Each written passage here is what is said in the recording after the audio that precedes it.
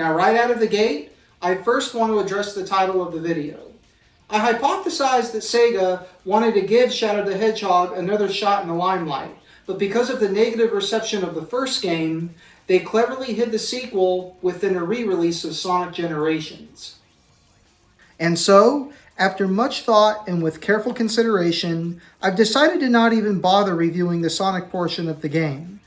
It's the title we've known for years, and since it was well received, reviewing it just wouldn't be my department.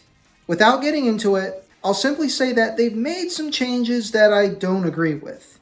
Take that as you will.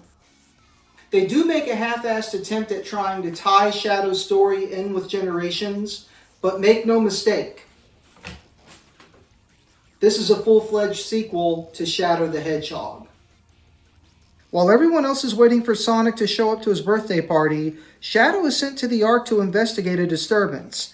And, after a quick run through the station, he learns that Black Doom is back and is threatening another Black Arms invasion, thanks to the Time Eater sending everyone to white space. The game has heavy Sonic Unleashed vibes, combining the adventure-style hub world with the rush style of gameplay for the action stages. They even map the homing attack to the X button again, so it might take you a minute to readjust. As you go along, slowly restoring white space, you'll be able to talk to characters, complete challenges, and collect knickknacks to unlock extras. All of the so-called Dark Era games are referenced here, and I had a blast going down memory lane. Giving credit where it's due, Frontiers may have been shit, but it at least put Sega back on the right path. Not only are they revisiting what I think are the best games in the 3D era, but this time they're giving those titles the treatment that they deserve, the TLC that they deserve, instead of just rushing them out the door.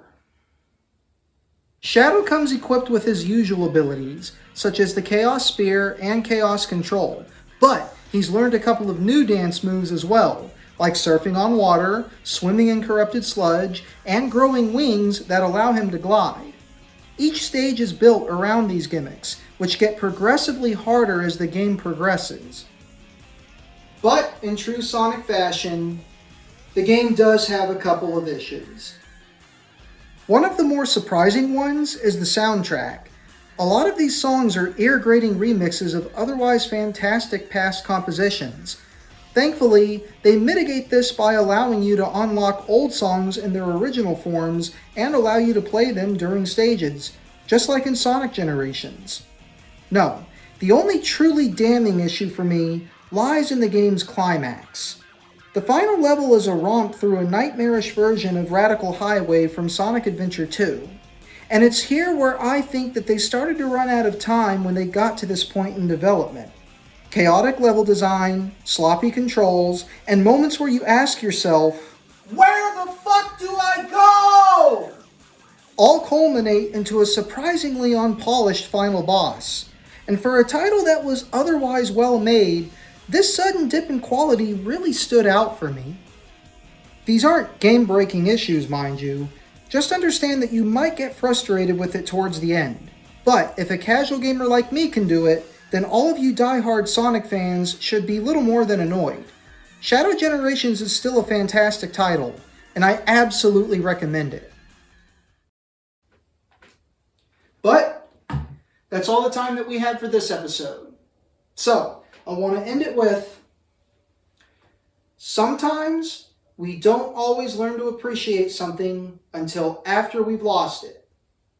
So make each moment count. Cheers.